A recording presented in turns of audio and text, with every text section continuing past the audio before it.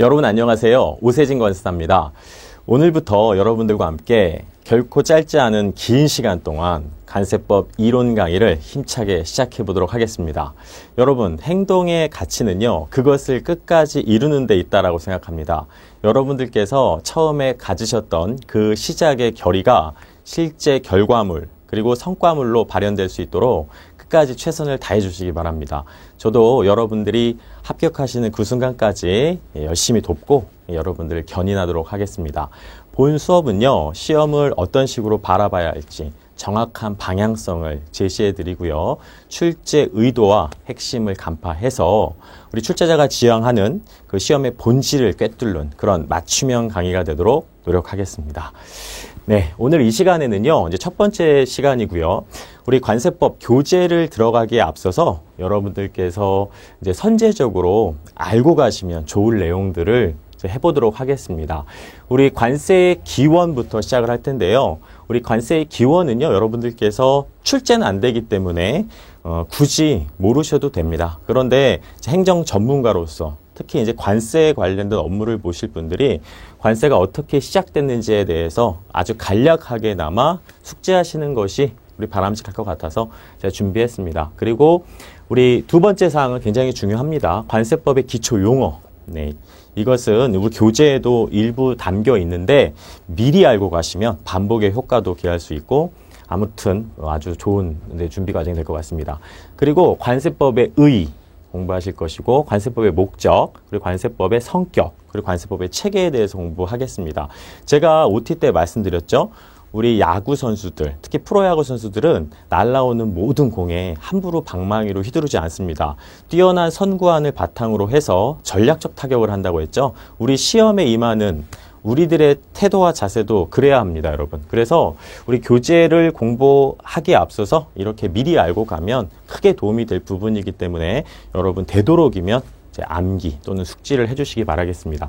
제가 첫 수업이다 보니 가급적이면 제가 지금 하고 있는 실무에서 사용되는 아주 어려운 용어라든가 우리 관세법에서 우리 언급하고 있는 우리 법률적인 용어 또는 현학적인 어떤 단어, 어휘 이런 것들은 철저하게 배제하겠습니다. 이제 여러분들이 처음부터 어려워하실 수 있기 때문에 지금은 어떤 관심의 유도 그리고 여러분들에게 이제 편하게 이해하실 수 있는 그런 길을 이제 모색해 드리도록 하겠습니다.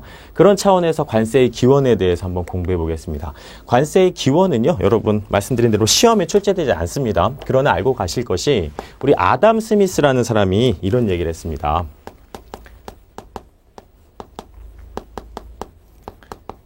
우리 관세는 내국세보다도 더 오래된 것으로서 우리 관세라는 것이 지금 커스텀스라고 하잖아요, 여러분. 다 아시죠? 커스텀스가 무슨 뜻입니까, 여러분? 관습이라고 하지 않습니까? 왜 이 관세가 관습이라는 용어를 사용하게 됐는지에 대해서 이제 아담 스미스는 이런 얘기를 합니다. 이 관세라는 것이 아주 아득한 옛날부터 우리 관습적으로 징수되던 것이었거든요. 그래서 이 용어가 그것에서 비롯되었다라고 아담 스미스는 보고 있습니다. 그래서 관습적으로 우리 지불하던 것 이렇게 이해하시면 되겠고요.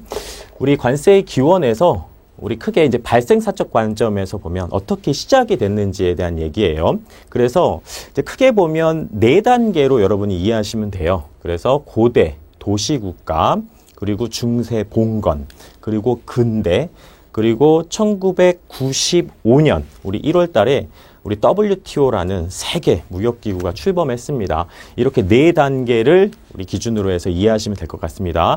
거듭 말씀드리겠습니다. 시험엔 출제되지 않습니다. 그러나 이제 이해하시는 것이 우리가 관세에 대한 흥미 또 유발도 되고 당연히 우리 상식선에서 이해하셔야겠죠.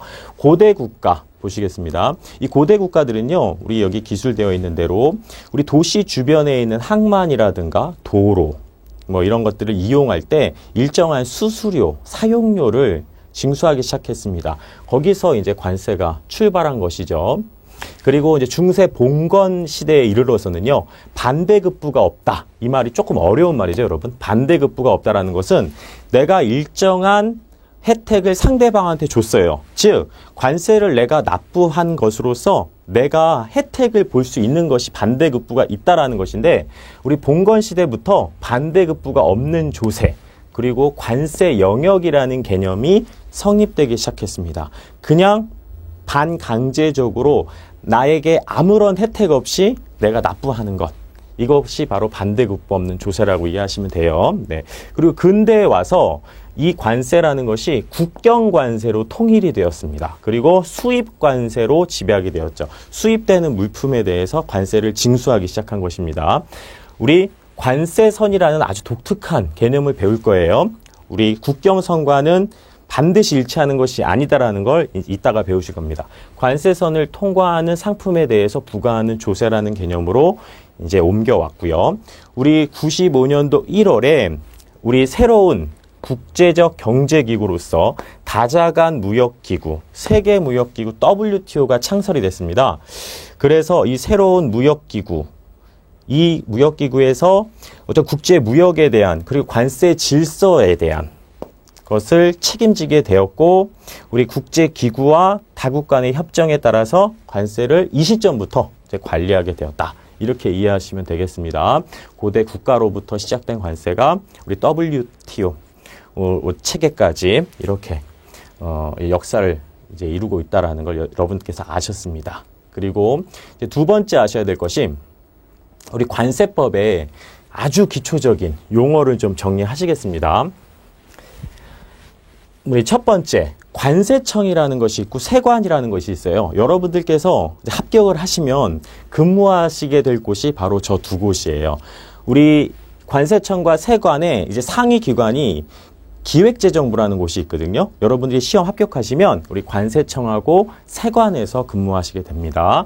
그래서 이 두 곳은 수출입에 관한 업무를 행하는 국가기관이다. 이렇게 이해하시면 되겠죠. 그리고 관세라는 것은, 네, 지금 계속 관세 하고 있는데, 우리 수입 물품에 부과하는 국세다. 이렇게 이해하셔야 됩니다. 이 중요한 개념이 두 가지예요, 여러분. 지금 좀 기억하실게요. 관세라는 것은 우리 수입 물품이 있을 수 있고, 수출 물품이 있을 수 있고, 반송이라는 것이 있어요. 아직 배우시지 않으셨지만 조금 주의할 개념이에요. 한 번만 따라해 보시죠. 수입, 수출, 반송. 그 중에서 오직 수입 물품에만 부과하고 있습니다. 우리나라에서는요. 그렇게 이해하셔야 돼요. 뭐 브라질이라든가 다른 나라에서는, 일부 나라, 뭐 말레이시아, 일부 나라에서는 수출되는 물품에 대해서도 관세를 부과하지만, 우리나라는 오로지 수입되는 물품에 대해서만 관세를 부과하고 있습니다. 그렇게 이해하시고, 이 국세라는 개념이 중요해요. 여기 중요합니다. 국세. 그리고 우리 수입 물품에 부과한다. 요 개념을 좀 보실게요. 우리가 조세라는 것이 크게 두 개로 대별이 돼요. 다 아시나요? 어떻게 되죠? 네, 첫 번째가 국세라는 것이 있고 지방세라는 것이 있습니다. 네, 국세는요, 말 그대로 우리 징수의 주체가 누구다? 국가라는 거죠. 징수 주체가 국가. 두 번째, 지방세라는 건 지방자치단체가 우리 부가징수하는 것이죠. 우리 지방세 기본법에 따라서 징수 주체가 이렇게 달라집니다. 그리고 국세는요, 다시 둘로 나눠질 수 있습니다. 그것이 뭐냐면 관세와 내국세예요, 여러분. 관세는 지금 우리가 공부하고 있는 것이죠. 수입 물품에 부과되는 것이고, 우리 내국세라는 것은 여러분들이 다 아시겠지만은 우리 부가가치세, 그리고 우리 개인의 소득에 관련된 세금, 이해하시죠? 소득세. 그리고 법인이 우리 법인 소득에 대해서 납부하는 법인세 등이 있을 수 있습니다. 그죠? 그리고 우리 지방자치제가 부과하는 지방세의 대표적인 예가 뭐다? 자동차 등의 우리 취등록세들을 우리 지방자치대가 우리 징수하고 있습니다. 자동차, 우리 취등록세.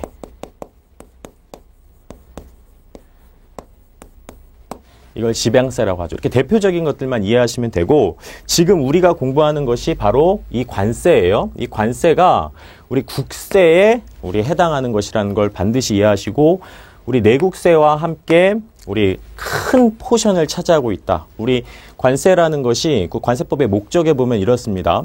관세 부과를 적정하게 해서 그리고 통관을 적정하게 해서 우리 재정 수입을 확보하고 국민 경제 발전에 이바지한다라고 목적이 규정이 되어 있는데 우리 관세가 꽤 큰 재정 수입의 수단이 되고 있습니다.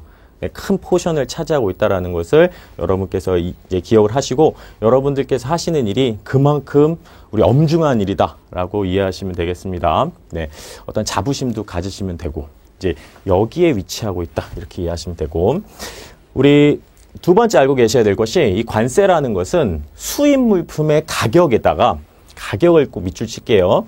그리고 관세율을 곱해서 우리 계산이 되어집니다. 수입 물품의 가격, 우리 일정한 물품이 뭐 중국이라든가 뭐 일본에서 수입될 겁니다. 그러면 그 물품의 가격이 있죠? 그 가격에 그 물품에 적용되는 일정한 세율이 또 있어요. 그 두 개가 곱해져서 우리 계산되고 책정됩니다. 그렇게 이해하셔야 돼요. 우리나라는 우리 99% 가격을 기준으로 해서 관세를 계산해요. 99%. 우리 수량을 통해서 관세를 계산하는 경우도 있어요. 이제 나중에 배우실 건데 뭐 종가세와 종량세라는 걸 배울 텐데 가격을 기준으로 하는 것을 종가세라고 합니다. 지금은 그냥 여러분 들어만 두세요. 종가세로 우리 가격 계산하는 게 99%에 해당된다. 우리 종량세에 해당되는 것이 뭐 영화용 필름 뭐 이런 것들 뭐 미터당 얼마 뭐 이렇게 기준이 되거든요. 그런 양을 기준으로 하는 것은 극히 작다. 99% 가격을 기준으로 해서 관세 가격이 계산된다. 이걸 지금 기억하셔야 됩니다. 자, 그리고 관세법이라는 것은 여러분이 관세하고 관세법을 이원화해서 생각하셔야 돼요. 이건 말 그대로 세금이고요. 관세법은 이러한 세금의 부가징수에 대해서 규정한 법이죠. 법. 이렇게 이해하셔야 돼요. 근데 관세법이 요 관자가 여러분 통관하다의 그 관자예요. 그래서 수출입 물품의 통관과 그 다음 요 세자가요. 조세할 때의 그 세금의 세자예요. 쉽게 말해서. 그래서 관세의 부가징수에 관한 법이다. 이 두 가지를 기억하셔야 돼요. 우리 보통의 우리 세법과는 조금 다른 개념이에요.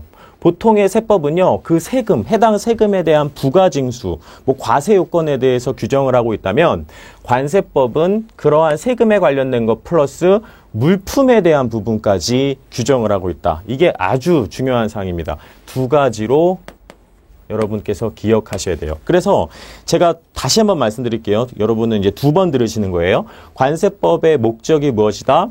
수입 물품에 대해서 관세의 부가징수를 적정하게 하고 통관을 적정하게 하는 것이다. 그것이 목적이에요. 그래서 두 가지를 기억하시고 우리 통관하는데 통관이 바로 뭐냐면요. 우리가 배울 관세법의 규정에 따라서 물품의 수입, 수출, 반송을 하는 것. 이것도 암기하셔야 됩니다, 여러분. 수입하거나 수출하거나 반송하는 것. 이것도 배우실 거예요. 이제 잠시 후에 이 세 가지 암기. 수입하거나 수출하거나 반송하는 것을 통관이라고 한다. 이렇게 이해하시면 돼요. 네, 이 아주 기본적인 용어. 관세청 및 세관, 그리고 관세는 수입 물품에 부과하는 국세다. 여러분 지금 동영상을 보시고 계시지만 구두로 자꾸 하셔야 돼요. 발화라고 하죠. 내가 내 입으로 했던 그런 공부 내용들은 이렇게 손으로 적은 내용보다 훨씬 장기간 또렷하게 기억에 남거든요. 우리 마치 구구단을 암기하셨던 것처럼 입으로 하시면은 굉장히 효과적입니다. 네, 그래서 한번 같이 해보세요. 네, 뭐 쓰실 필요는 없습니다. 뭐 쓰셔도 좋지만 앞으로 충분히 공부하실 내용이고 지금 그냥 외우셔도 돼요. 암기하셔도 됩니다.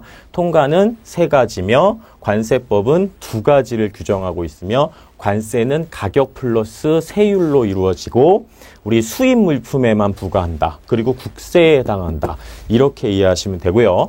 우리 관세청과 세관은 여러분들께서 차후에 근무하실 곳이다. 이런 업무를 다루는 곳이다. 이렇게 이해하시면 정말 쉽죠. 첫 시간이라서 아주 중요하고 쉬운 내용들로 제가 구성을 했습니다. 그리고 다음 공부하실 내용은 관세법의 의의에 대해서 공부하시겠습니다. 네, 우리 관세법이라는 것이 아주 특이한 개념, 관세선을 통과하는 물품에 대해서 규제하는 법이라고 했어요. 관세선. 국경선하고는 반드시 일치하진 않는다. 우리가 차후에 배울 내용이에요. 이 물품에 대해서 우리 관세행정, 여러분들께서 하실 관세행정의 가장 기초가 되는 법이 바로 관세법이다. 그리고 제가 말씀드린 대로 일반 세법과는 달리 일반 세법 같은 경우에는 조세법률주의에 따라서 과세 요건을 규정하고 있거든요. 그래서 부가 징수에 대한 내용과 과세 요건을 규정하고, 그런데 우리 관세법에서는 그 조세에 대한 사항뿐만이 아니라 운송수단, 그리고 보세구역, 그리고 통관이라는 물품에 대한 내용까지도 언급하고 있어요. 그리고 우리 관세에 있어서 특정한 위반 사항이 발생하면 그런 범법에 대한 조사 내용도 규정하고 있다. 이해하시죠? 이것들 여러분들께서 좀 구두로 한번 하시죠. 다시 한번. 관세법은 관세선 통과하는 물품에 대해서 규제하는 법이다. 그리고 우리 관세행정의 기초가 되는 법이다. 그리고 일반 세법과는 달리 우리 세금 항목에 관련된 것, 부가징수뿐만이 아니라 물품의 이동에 대한 것들, 그리고 범칙에 관련된 것도 담고 있다. 이렇게 이해하시면 됩니다. 그리고 이것은 지금 여러분들께서 암기하시는 게 좋아요. 또 쓰셔도 좋고, 우리 뭐 교재에다가 있긴 있지만, 우리 이제 가서 능동적으로, 여러분들께서 뭐 수동적으로 공부하시는 게 아니라, 우리 이런 상대평가, 우리 경쟁체제에서는요, 누구보다 능동적인 공부를 하셔야지 성공하십니다. 관세법은 관세의 부가징수, 그리고 수출입 물품의 통관을 적정하게 하는 거죠. 적정하게 하는 것이 두 개예요. 첫 번째 관세의 부가징수, 그 다음에 수출입 물품의 통관을 적정하게 해서 우리 관세 수입을 확보하는 거죠. 우리 국세에 해당하면서 재정 수입에서 큰 포션을 차지한다고 말씀드렸잖아요. 여러분의 업무가 그만큼 중요합니다. 그래서 국민경제 발전에 이바지함을 목적으로 한다. 이렇게 이해하셔야 됩니다. 네, 보시면서 한번 하실게요. 다시 한번. 항상 반복이 중요합니다, 여러분. 우리 법 공부는 관세의 부가 징수 및 수출입 물품의 통관을 적정하게 한다. 그리고 관세 수입을 확보한다. 그럼으로써 우리 국민경제 발전에 이바지함을 목적으로 하고 있다. 이렇게 이해하셔야 돼요. 이미 암기하셨을 것 같습니다. 제가 느낌으로는. 우리가 지금 온라인상으로 여러분들을 뵙고 있지만 여러분들이 충분히 아주 능동적인 자세로 참여하셨을 거라고 믿습니다. 목적 암기 되셨죠? 이건 암기 못하셔도 이건 암기하셔야 됩니다. 그죠? 그리고 관세의 성격을 한번 보겠습니다. 관세법이죠. 관세의 성격이 있고요. 관세법의 성격이 있어요, 여러분. 지금 철저하게 이원화해서 공부하셔야 되는데 여러분들께서는 관세의 성격도 공부하실 거고요. 앞으로 관세법의 성격도 공부하실 거예요. 근데 이 관세법의 성격을 먼저 공부하시는 겁니다. 반복 효과 때문에. 우리 첫 번째, 조세법적 성격을 갖고 있다. 조세법적. 그래서 납세 의무 성립을 위한 과세 요건을 규정하고 있다. 이 과세 요건이라는 게 굉장히 중요해요. 우리 관세법에서 아주 많은 조항을 차지하고 있거든요. 그래서 이건 한번 암기하시고 가시겠습니다. 과세 요건이라는 것이 있는데 이것은요, 과세관청이 관세를 부과하기 위한 요건이에요. 네 가지가 있습니다, 여러분. 첫 번째, 관세가 납부되어야 될 해당 물품이 있겠죠. 그걸 과세 물건이라고 합니다. 과세 물건. 네, 암기하시고요. 두 번째, 우리 이 과세 물건에 관세를 계산하기 위해서는 뭐가 필요하다고 말씀드렸죠, 아까 전에? 가격이 필요하죠, 가격. 그래서 우리 과세 가격이 필요합니다. 과세 가격을 다른 말로 해서 표준이라고 합니다. 과세 표준. 네. 우리 과세 표준은 가격일 수도 있고 수량일 수도 있는데 99% 우리 대한민국의 관세법은 가격을 기준으로 해서 관세를 계산하고 있다. 네, 암기하세요. 그리고 두 번째, 우리 과세 가격에 무엇이 곱해지는 거죠? 그렇죠. 관세율이죠. 관세율. 이게 중요합니다. 그 다음에 이러한 관세를 납부해야 될 우리 납부의 주체가 있습니다. 그 주체를 납세 의무자라고 합니다. 이 네 가지를 여러분들께서 꼭 기억하십시오. 오늘 이 시간에. 앞으로 이 과세 요건에 대해서는 굉장히 무게감 있게 다룰 건데요. 지금 요 네 가지를 암기하시는 게 좋아요. 과세관청이 우리 과세를 하기 위해서 일정하게 갖추어져야 할 요건이 있다. 그 요건에는 과세물권, 과세가격, 그리고 관세율, 그리고 납세 의무자라는 것이 있다. 이렇게 이해하세요. 그리고 관세법은요, 조세법적 성격으로서 이러한 과세 요건을 규정하고 있고 구체적인 부가 징수 절차까지도 언급하고 있다. 이렇게 이해하십니다. 그리고 요게 과세에 대한 얘기면 우리 관세를 징수하겠다라는 것이면 두 번째 우리 큰 테마 바로 통관에 대한 얘기죠. 그래서 통관법적 성격을 갖고 있습니다. 우리 여러분들께서 이제 근무를 하시다 보면 통관에 관련해서 가장 우리 중요한 포인트를 갖고 계셔야 될 것이 대표적으로 원산지 확인입니다. 원산지 우리 확인. 특정한 물품이 중국에서 왔어요. 그런데 그 물품의 원산지 표기가 미표시되어 있거나 부적절한 표시가 되어 있다라면 통관이 불허되는 거죠. 보완을 요청한다거나 보완이 요청을 했음에도 불구하고 이루어지지 않으면 통관이 이루어지지 않습니다. 그리고 지식재산권 보호 등 이런 것들이 통관 시에 우리 체크해야 될 사안이죠. 예를 들어서 우리가 뭐 명품백 같은 것들이 우리 들어오는데 이제 가품들이 들어올 수 있어요. 그러면은 우리 통관이 불허될 수 있다. 이러한 적정성 여부에 대해서 판단을 해야 된다. 그런 것들을 규정하고 있다. 통관법적 성격. 그리고 준, 사법적, 형사법적 우리 성격을 갖고 있습니다.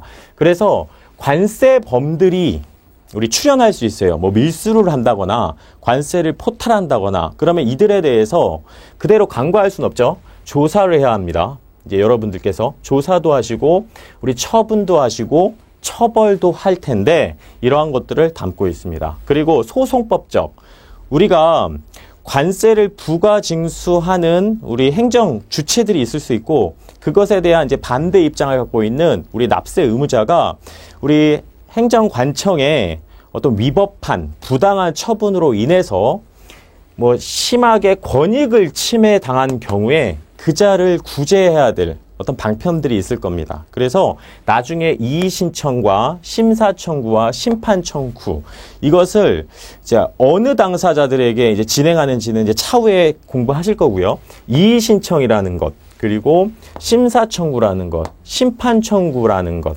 이런 어떤 구제 수단들이 있다. 이렇게 소송법적인 어떤 성격도 갖고 있다라고 이해하십시오. 그 다음에 국제법적인 성격을 갖고 있다. 관세법은 우리 국제무역과 밀접하게 연관이 되어 있다라고 하잖아요. 그래서 관세법이 굉장히 무미건조하게 보이지만 굉장히 다이나믹한 법입니다.